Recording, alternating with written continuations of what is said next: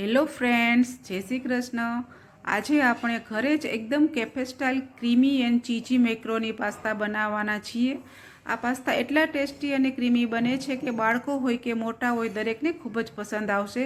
તો ચાલો મિત્રો, રેસીપી શરૂ કરીએ.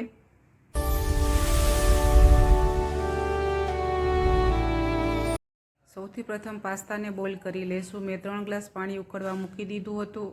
અડધી ચમચી મીઠું નાખીશું અને 1 ચમચી તેલ નાખીશું. ત્યારબાદ 1 વાટકી પાસ્તા લીધા છે, લગભગ 150 ગ્રામ જેટલા પાસ્તા છે. પાસ્તાને ઉકળતા પાણીમાં નાખી દઈશું અને 7 થી 8 મિનિટ માટે બોઇલ થવા દઈશું. પાસ્તા બોઇલ થઈ ગયા છે. હવે તેને એક ચાળણીમાં કાઢી લેવાના છે. હવે તરત જ તેની ઉપર ઠંડુ પાણી રેડી દેવાનું છે, જેથી પાસ્તાનું કુકિંગ અટકી જશે અને પાસ્તા છૂટા રહેશે. હવે એક પેનમાં 1 ચમચી તેલ ગરમ કરી તેમાં 2 ચમચી બટર નાખીશું. મેં ઘરનું માખણ લીધું છે, તમે અમૂલનું બટર પણ લઈ શકો છો. બટરની માત્રા થોડી વધારે જ રાખવાની છે, તેનાથી પાસ્તામાં ખૂબ સરસ ટેસ્ટ આવશે. હવે બટરને આપણે ગરમ કરી લઈશું.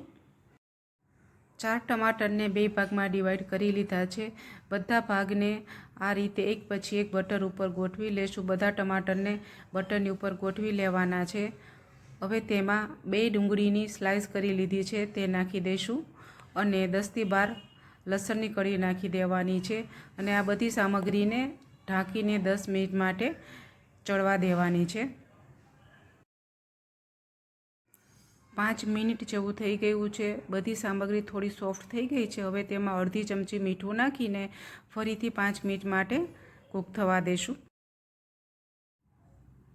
જુઓ મિત્રો, બધી સામગ્રી સરસ ગળી ગઈ છે, એકદમ સરસ સોફ્ટ થઈ ગઈ છે. ટમાટરની છાલ પણ ઉપર આવી ગઈ છે.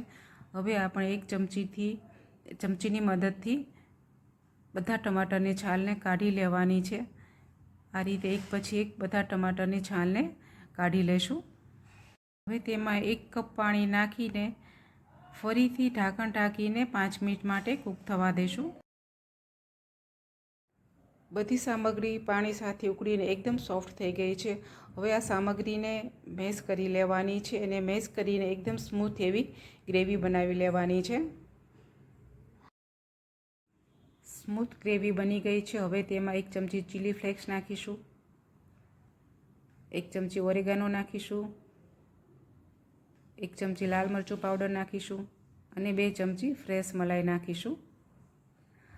મલાઈને અને આ બધા મસાલાને ગ્રેવી સાથે સરસ મિક્સ કરીને થોડીવાર માટે સાતળી લેવાના છે. બધું એક રસ થઈ જાય ત્યાં સુધી આપણે સાતળી લેશું. હવે 1 કપ પાણી નાખીશું. 1 કપ પાણી નાખીને ગ્રેવીને થોડીવાર માટે ઉકળવા દેશું, જેથી તે ક્રીમી અને સ્વાદિષ્ટ બની જશે. જુઓ મિત્રો, આ મેથડથી તમે ગ્રેવી બનાવશો તો ગ્રેવી ખૂબ જ ક્રીમી અને સ્વાદિષ્ટ બનશે. ગ્રેવી સરસ ઉકળી ગઈ છે. હવે આપણે તેમાં બાફેલા પાસ્તા નાખી દઈશું. પાસ્તાને હળવા હાથે મિક્સ કરી લેવાના છે ગ્રેવી સાથે. પાસ્તા તૂટે નહીં તેનું ખાસ ધ્યાન રાખવાનું છે. પાસ્તામાં ગ્રેવી ચડી જાય ત્યાં સુધી આપણે તેને મિક્સ કરી લઈશું. પાસ્તા ગ્રેવી સાથે સરસ મિક્સ થઈ ગયા છે. હવે તેમાં ઉપરથી એક ચીઝની સ્લાઇસ નાખીશું. ચીઝ પાસ્તા સાથે સરસ ગરમ થઈને પાસ્તાને ક્રીમી અને ચીઝી બનાવે છે. ઉપરથી ઝીણા સમારેલા લીલા મરચાં અને થોડા ચીલી ફ્લેક્સ નાખીશું, જે પાસ્તામાં હલકો એવો તીખો સ્વાદ લાવશે. ઉપરથી થોડું મોઝરેલા ચીઝ નાખીશું. એકદમ તૈયાર છે આપણા ચીઝી અને ક્રીમી મેક્રોની પાસ્તા. જો મિત્રો તમને મારી રેસીપી પસંદ આવી હોય તો ચેનલને સબસ્ક્રાઈબ કરજો તથા તમારા મિત્રો અને પરિવાર સાથે શેર કરવાનું ભૂલશો નહીં. ફરી મળીશું એક નવી રેસીપી સાથે. Thanks for watching.